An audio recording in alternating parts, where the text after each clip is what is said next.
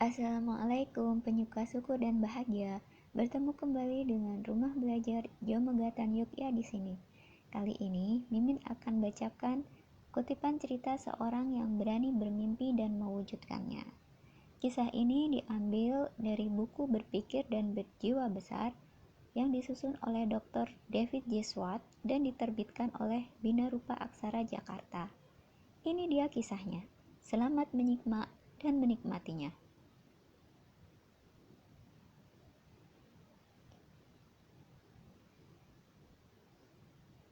Dr. David J. Swart bercerita, beberapa tahun yang lalu sesudah berceramah di hadapan sekelompok usahawan Amerika Serikat, Dr. David J. Swart berbincang dengan salah seorang dari mereka yang menghampiri, memperkenalkan diri dan berkata, "Dokter, saya benar-benar menikmati ceramah Anda. Dapatkah Anda meluangkan waktu beberapa menit? Saya ingin sekali berbincang dengan Anda tentang suatu pengalaman pribadi." Sambil minum kopi, ia bercerita dengan tenang. "Saya mempunyai pengalaman pribadi yang berkaitan dengan apa yang Anda katakan tadi mengenai membuat pikiran kita bekerja untuk kita dan bukannya membiarkannya bekerja melawan kita. Saya belum pernah menceritakan kepada siapapun bagaimana saya mengangkat diri saya keluar dari dunia kelas menengah, tetapi saya ingin sekali menceritakannya kepada Anda." "Silahkan," Dr. David J. Swart meminta. "Saya ingin sekali mendengarnya." "Begini dokter, 5 tahun yang lalu saya bekerja keras dalam pekerjaan yang biasa-biasa saja.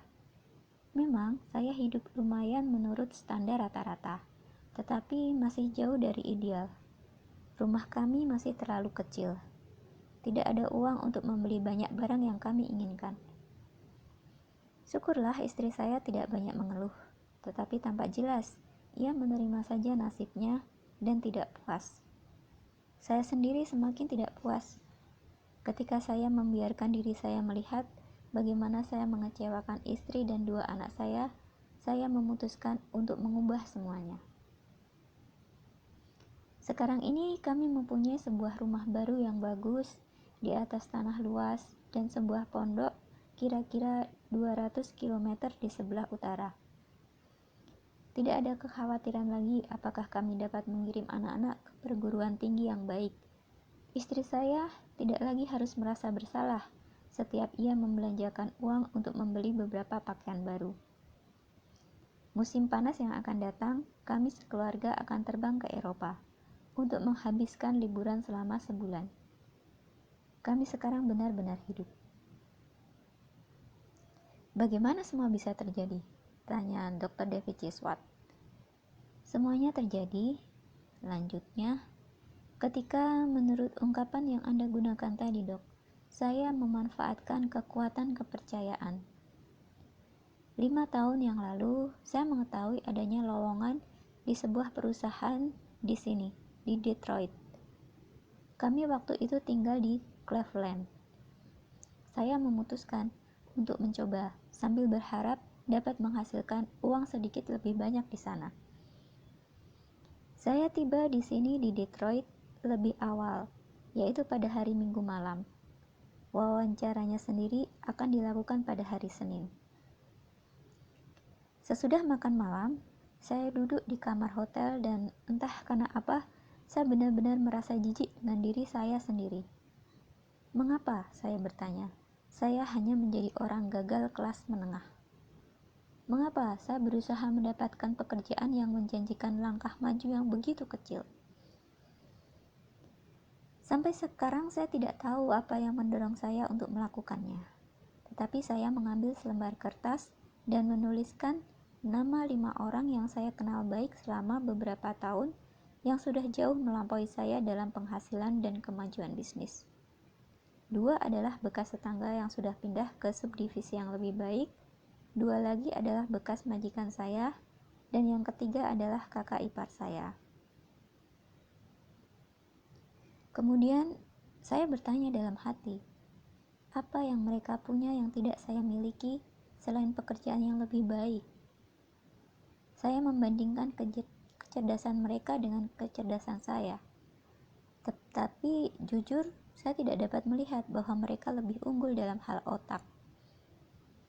Jujur, saya juga tidak dapat mengatakan mereka berpendidikan lebih baik daripada saya, atau mempunyai integritas atau kebiasaan pribadi yang lebih unggul. Akhirnya, saya tiba pada satu lagi kualitas keberhasilan yang sering kita dengar. Inisiatif.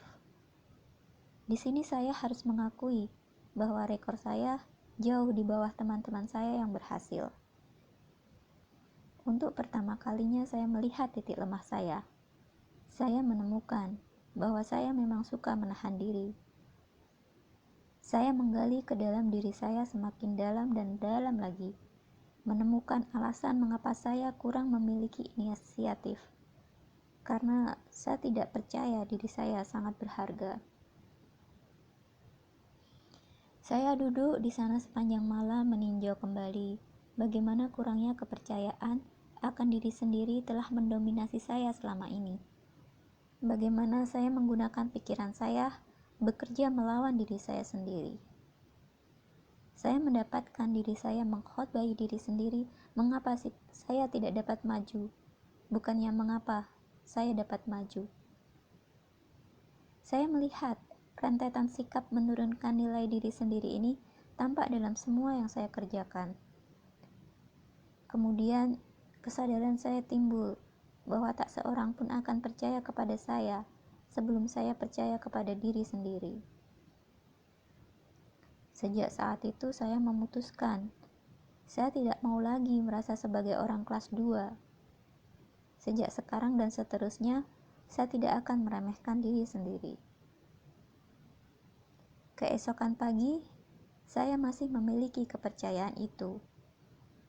Selama wawancara, saya menguji untuk pertama kalinya kepercayaan yang baru saya dapatkan. Sebelum wawancara, saya berharap memiliki keberanian untuk meminta $1.000 atau mungkin bahkan $1.500 lebih banyak daripada yang saya peroleh dari pekerjaan saya sekarang. Tetapi, sesudah saya menyadari saya adalah orang yang berharga, saya menaikkannya menjadi $5.000 dan saya mendapatkannya. Saya menjual kualitas saya karena sesudah satu malam yang panjang dengan melakukan analisis diri, saya menemukan hal-hal di dalam diri saya yang membuat saya jauh lebih mungkin laku. Dalam 2 tahun sesudah saya melakukan pekerjaan itu, saya menegakkan reputasi sebagai orang yang cakap dan mampu berbisnis. Kemudian, kami mengalami kemerosotan besar dalam bisnis. Hal ini malah membuat saya lebih berharga, karena saya adalah salah seorang yang terbaik dalam mendatangkan keuntungan bagi perusahaan. Perusahaan diorganisasi ulang, dan saya diberi saham dalam jumlah besar ditambah kenaikan gaji yang besar. Jelaslah, dengan percaya kepada diri sendiri, maka segala hal yang baik pasti mulai terjadi.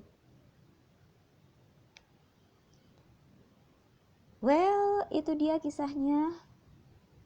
Semoga suka dan berguna.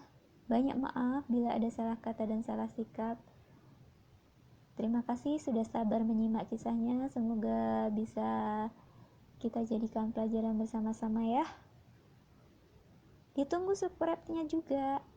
Itu akan sangat berarti dan membahagiakan hati. Stay healthy and happy. Bersamanya kita bisa. Wassalamualaikum.